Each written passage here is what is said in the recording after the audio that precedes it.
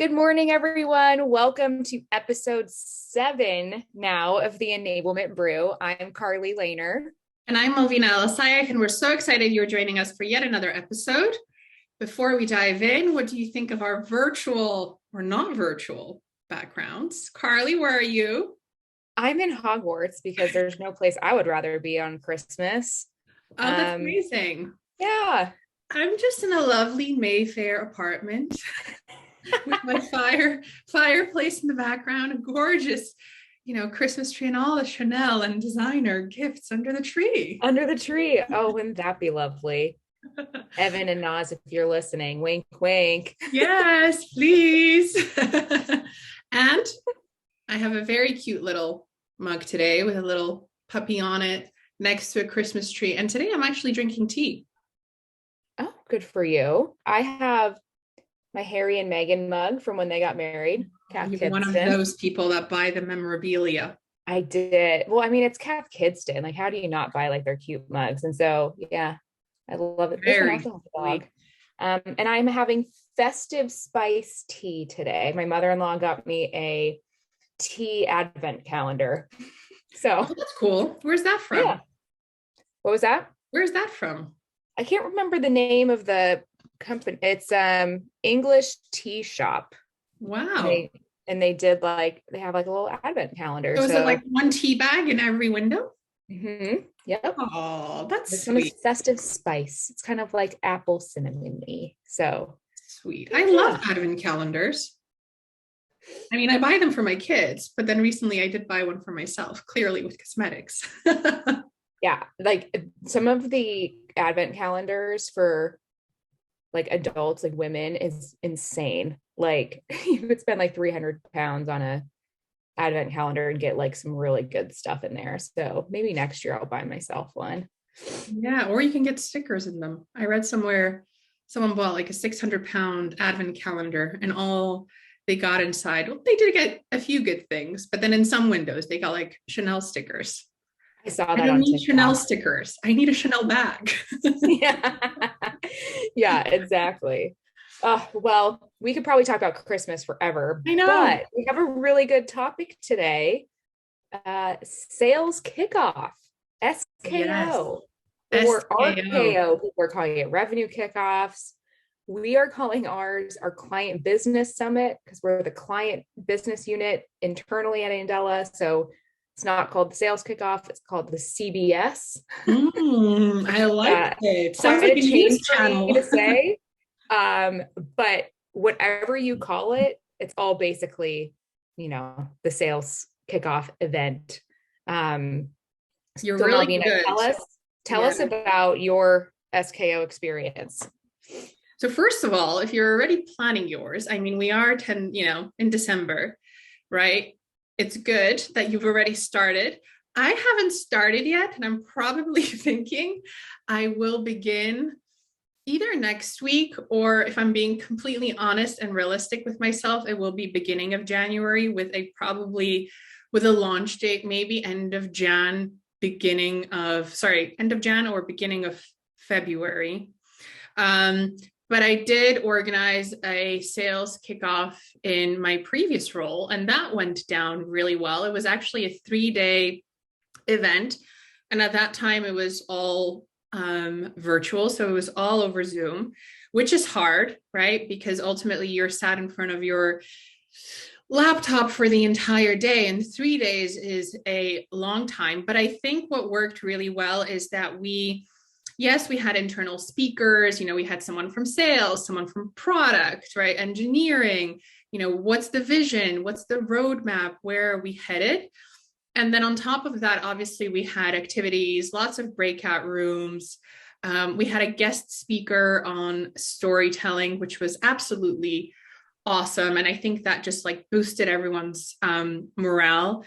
And then to wrap things up on the 3rd day, we had a very fun cooking activity where basically, oh my gosh, how fun, over Zoom. So we would divide people into groups. They had to purchase, one person in the group had to purchase all the ingredients. There was a designated chef. So everyone was on Zoom watching this one person cook from their team. Then they had to put together a dish, and it was literally very basic ingredients like eggs, green onions, a piece of chicken, and maybe one potato. And you had to like spruce up a MasterChef type dish, take a photo of it, then submit it. Then we had all the photos up. And on the basis of that, we selected a winner. And obviously there were prizes at the end. That is so fun. It was fun. I don't know if the person who did all the cooking thought it was so fun, but everyone else thought it was fun. What about you, Carly?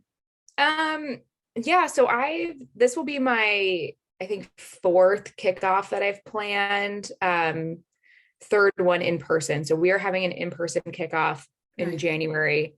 Kind of risky right now, but we're going for it. Like our leadership teams are getting together in person. And so we're just going to go for it. We have to require vaccination for our venue in New York. So that will help for sure.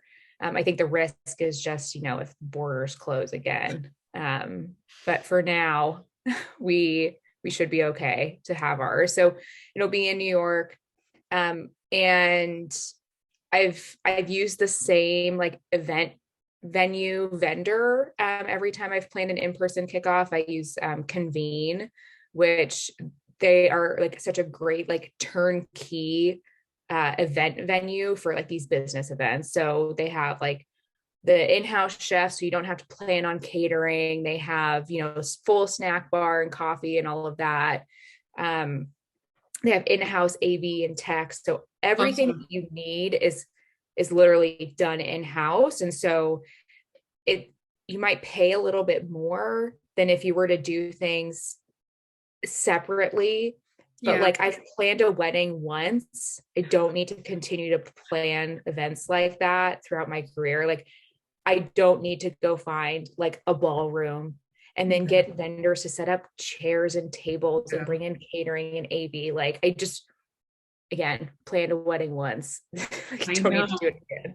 So I tend to want to find like the easiest venue possible to hold the event. And then my energy is spent on the just general experience for our attendees, but then also making sure that the agenda is really solid and like the speakers have their sessions all, sorted and well thought out. And there's like a common theme through it all. So that's really where like I spend most of my time getting kickoffs together. So yeah, I've done one virtual and that was last year. And I think it was okay. How many days was it? So I think we did 2 days, but we split like the days, like they were half days basically. So we didn't have everyone on Zoom all day. We just did like two 4-hour blocks or something like that. But we didn't incorporate any like fun activities into ours. It was kind of like thrown together. So yeah, it wasn't as effective for sure. I think if you're going to have a virtual kickoff, you should take more time to execute it and incorporate some of the more fun things like you guys did. Yeah, absolutely. You mentioned one thing, which is the common theme throughout the days, right? And I think that's so important to have a common theme. I think this is where many people struggle because what's the theme? Is it a tagline? Is it like, hashtag let's go, or is it more of a vision? And I think having that right theme, tagline for your event is so important because it brings all the individual pieces together. So if you say, I don't know, success in 2022 or, rocking it in 2022, whatever it is, right? Then I think for all the individual speakers that are joining and doing their sessions, it's like, how are we going to focus on success? How are we going to make you more successful? How are we going to make the business more successful, right? And there has to be that little nugget in there, and you have to make sure that people come back to it. Otherwise, it could feel like a training session, right? with Yeah. individual speakers, and then everyone walks away and it's like, okay, it happened, right? So having that common theme is important. Do you have yours already in mind for January? So it's really simple. Like, think big is kind of Hashtag think big, you see? Yeah, it's really simple. We have a pretty aggressive revenue target for next year, and like we, had a pretty big stretch target this year in the second half of the year. So it's going to be like another big push, but we need to kind of instill in our employees that like we can do it. Like, just think big. So it's but that's something I've talked to my boss about, is how we can make sure that everyone who is presenting, at least from the client business, like incorporates that into their sessions, because you're totally right. We want to have people coming away having no doubt in their mind what the theme is for the year. And don't think about it as a theme for your sales kickoff. Think about it as a theme for the entire year for the team, and how does it tie to the goals of the company. Because if you just have like a random theme for sales kickoff, like, and it doesn't really connect much with the bigger picture of the business, then like, again, it's just an event that happens and doesn't really matter that much. So yeah, and I've had some themes in the past, some we haven't done a theme. So yeah, it kind of is hit or miss. I think I think having a theme is obviously better. Yeah. So you definitely need to like plan some time to think about what it should be. It can't be cheesy for sure.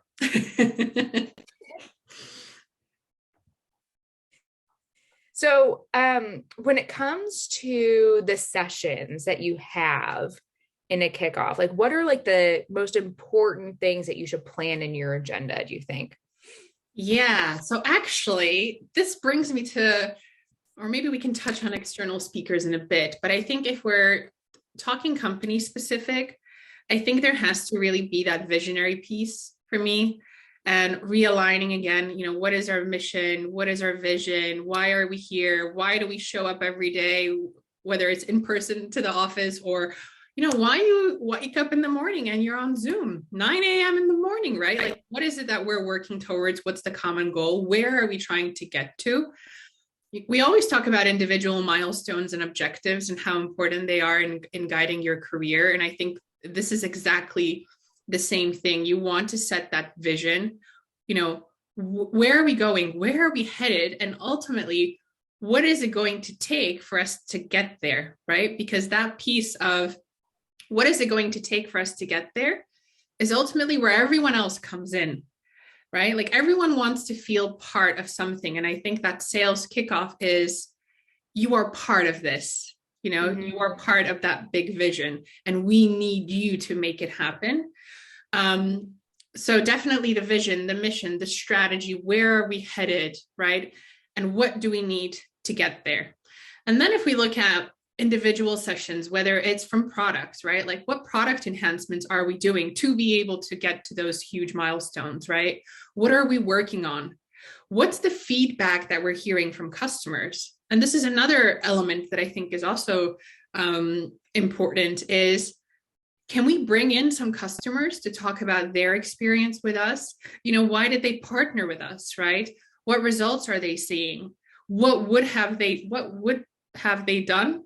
What would they have done? One of those. Yeah. If they didn't work with us, right? Like, what would that future look like for them? And we talk so much about the buyer journey, right? And what better way to hear about it than from customers who we're working with already, and also trying to understand more in depth, what are the challenges, right, that they're facing, right? What are they struggling with? What are some of the pains? Because ultimately, the better that we can understand our customers and our prospects, the better we can serve them. So that piece is also an important one for me. What else? Obviously, you want to bring together all the different business units as well, because I always think it's like an orchestra, right? Like everyone plays a part. Like even if you're the triangle, you know, Yeah. in the orchestra, like it would not be the same symphony if the triangle wasn't there. So bringing everyone together to align on what everyone is working on. Because working in silos, especially in a remote world, is real. Like people can be so busy doing things, but you have no idea what the other person or the other department is doing and where they're focusing their actions. So I think it's also a great opportunity to realign everyone. I couldn't agree more. We basically do the same thing. CEO keynote, head of sales keynote, where we also look at the performance from last year, like how did we end the year, but also what are our goals for next year. So again, everyone should leave kickoff knowing exactly what the revenue target is for the year. And then throughout the year, you should be revisiting that number on a very consistent basis and basically explaining to the team and showing the team how we're pacing to that target.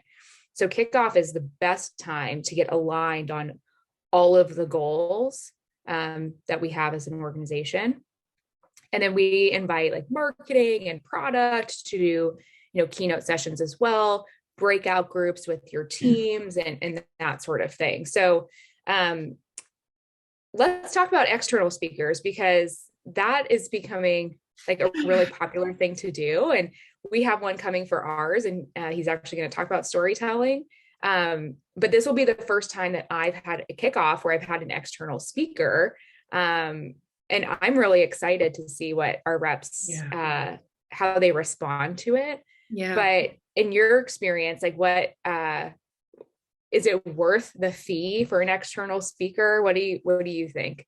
Well, it depends what the fee is. No, I'm kidding. Yeah, I mean, truly, yeah. I think yes, but again, like we talk about that common theme, and I think somewhere, if you're bringing in a keynote speaker, you're bringing in someone externally, like whatever it is that they're delivering has to tie in to the theme of the 3 days, right? So if you're doing storytelling, right? Well, probably storytelling is really important when it comes to, the work that marketing is doing, but also how we convey the pitch, or like, how do we talk to our customers? How do we take them on this journey, right? Because ultimately in any kind of sales role, it's all about change. Like, how do you get someone to change from where they are today to where, they want to be? It's that journey of change. So I think there's a lot of value bringing in external speakers. They do have to be aligned with, what it is that you're trying to push during the sales kickoff. But look, I mean, it could be loose, right? If you're talking about overcoming obstacles and overcoming challenges, and you have a speaker that has summited Mount Everest, hypothetically, right? Completely unrelated to your business, but the theme is there because it's overcoming a challenge, right? It's trying to get to the top, and you might fall, right? Or it might get really hard, or you might pause, you might get to a point where you want to give up, but ultimately you end up summiting that Mount Everest. And if that person shares that journey with you, I think everyone can relate to it in their own, line of business. So, and I think storytelling generally is such an incredible topic to include in sales kickoffs. So yeah, absolutely. Yeah, and I think as we said, a really important can point. be ludicrous. Yeah, the fees can be really expensive. I guess it depends on obviously what your budget is, but the important point that you mentioned is like, it doesn't have to be a sales speaker, right? It doesn't have to be someone who comes in and like, you don't need Mr. Wonderful from Shark Tank to come in and talk about selling. Yeah. You could have someone, to your point, who has a theme that matches your theme with, summiting Mount Everest might not be a good sales talk if you would think about it, but as you think about the theme, it actually works. So all right, well, I think we could probably talk about sales kickoff for probably multiple episodes, but I think the last question that we have is, when should you start planning for the kickoff? Don't look at me, I'm clearly doing it all wrong. So my advice is, it depends on if it's in person or if it's not. So if it's virtual, you can definitely get away with a shorter planning time. For in person, like I booked our venue in July. So again, that was a big risk because of COVID, but as companies start to do their in-person events and kickoffs again, they usually happen at, in January, maybe early February. Space will start to be limited the closer you get. So even if you just reserve the venue, 6 months in advance and then plan everything else later, that's how I've always done it and has actually worked out really well for us. Yeah, absolutely. I think, and maybe one thing actually to note is, given that yours is like an event, right? It's like almost like a wedding, right? You have the venue, you have the catering, you have the tech in there. Do you have someone helping you through organize and plan everything and make sure everyone, knows what they're supposed to do when they're supposed to do it? Or is it you running it solo? I have, I'm doing kind of solo right now, but in the past I've worked with, my enablement team. I work with someone who's like a consultant externally for some planning help. I worked with her for my first one and basically learned a ton from her, and then have needed to leverage her less and less as I keep doing these. Yeah. But she's really helpful for like reviewing contracts for events, like the force majeure clause was one that no one really cared about because like acts of God really didn't happen. And then COVID hit. And now it's the most important clause in any like event contract. And so having her expertise kind of look at those things is really helpful, in addition to your own legal team. But so if you have someone externally that you can work with, even just like a little bit at a time, like I recommend it, especially if like running events isn't something that you're doing all the time. Yeah. Awesome. All right. I think like this is a topic we can definitely spend 2-3 episodes talking about, because it's an interesting one. And as you said, like once you've planned your wedding, yeah, we can do anything, right? We really can. But look, I think this is our final episode for the year. Yeah, probably. Right? Yeah. So yeah, it's a little bit like it's a happy time, but a sad time. But we'll see all of you guys back in January, and we hope you have an incredible Christmas, fantastic New Year. And I truly hope that, 2022 is going to be #an awesome year. Thanks everyone for tuning in to the Enablement Brew this year, and we will see you in 2022. Bye. Bye.